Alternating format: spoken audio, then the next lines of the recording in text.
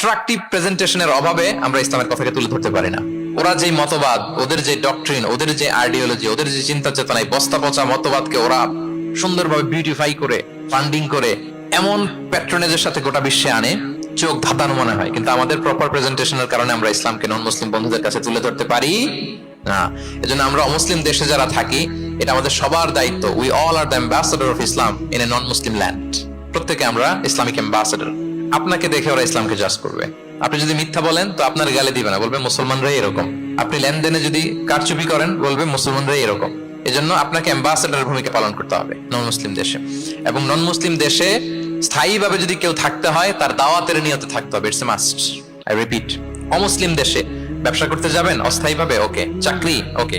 চিকিৎসা পারপাস, ওকে। পড়াশোনা, ওকে।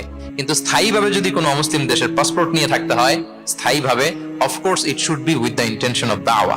দাওয়াতে নিয়তে থাকতে হবে। যেমনটি রাসূল সাল্লাল্লাহু আলাইহি ওয়াসাল্লাম সাহাবারা ইসলামের সুমহান বাণীকে প্রচার করার জন্য অমুসলিম ভূখণ্ডে ছড়িয়ে পড়েছেন। এজন্য যারা পাসপোর্ট পেয়ে গেছেন সাউথ কোরিয়ার, অথবা এদেশে আছে নাকি সিস্টেম পাসপোর্ট পাওয়ার? আছে? আচ্ছা, যারা পেয়েছেন বা প্রসেসিং আছেন যে আমি এই দেশের পাসপোর্ট নিব, অফকোর্স আপনার দাওয়াতে নিয়তে থাকতে হবে যে আমি ইসলামকে ছড়াই দিব, এই নিয়তে আছি, তাইলে থাকাটা বৈধ। তা না হলে অমুসলিম ভূখণ্ডে কোনো মুসলিম স্থায়ীভাবে বসবাস করতে পারবে? রাসূল সাল্লাল্লাহু আলাইহি ওয়াসাল্লামের ভয়ঙ্কর ধমক আছে একটা, তিনি বলেছেন আনা বারিউন মিন কুল্লি মুসলিম ইয়কিমু বাইনা আযহুরিল মুশরিকিন। আমি ওই প্রত্যেক মুসলমান থেকে আমি বারি, তার কোনো দায়ভার আমার নাই যে অমুসলিম ভূখণ্ডে মুশরিকদের সাথে থাকে। গভীর হুঁশিয়ারি, সতর্কবার্তা, ওয়ার্নিং।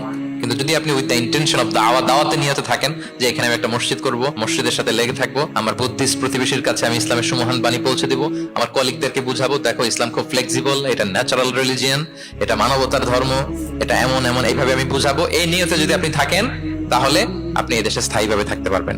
কথা কি বুঝতে পেরেছেন? এখন অন্যকে ইসলাম বুঝাইতে হলে তো আগে নিজের মানতে হবে নাকি? কথা বলেন। আপনি ইসলামের দাওয়া দিবেন, এখন আপনি নিজেই ইসলাম মানেন না, তাহলে হবে?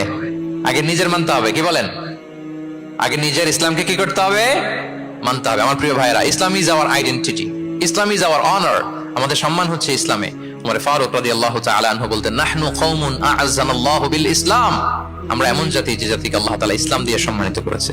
ফাইন বিতাগাইনাল ইজ্জাতা বিগাইরিহি আযাল্লানাল্লাহ। ইসলাম ছাড়া অন্য কোথাও যদি আমরা সম্মান তালাশ করি, তাহলে আমাদেরকে অপদস্থ করে ছাড়বেন কে?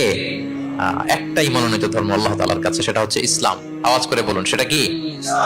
ইন্নাদ দীনা ইনদাল্লাহিল ইসলাম। একমাত্র আল্লাহর কাছে the accepted only one religion to Allah, সেটা হচ্ছে ইসলাম। ওমাই ইয়াবতাগি গায়রাল ইসলামি দীনান ফালাই ইকবালা মিনহু ওয়া হুয়া ফিল আখিরাতি মিনাল খাসিরিন। ইসলাম ছাড়া অন্য কিছু যদি কেউ তালাশ করে, সেটার সাথে নিজেকে জড়ায়, আল্লাহ তাআলা কবুল করবেন না। That will not be accepted from him in the day of judgment and he will be loser মিনাল খাসিরিন। সে হবে লুজার, হতভাগা হবে, দুর্ভাগা হবে। তাহলে আমরা যেন ইসলামকে আমাদের শেকড় হিসেবে কনসিডার করি, আমাদের ছেলে মেয়েদেরকে যেন ইসলামী তারবিয়ার উপর আমরা গড়ে তুলি, এবং ইসলামকে যেন আমরা ভেতর থেকে সবাই লালন করি, ধারণ করি, এবং ইসলামের সুমহান বাণীকে যেন আমরা পৌঁছে দিই।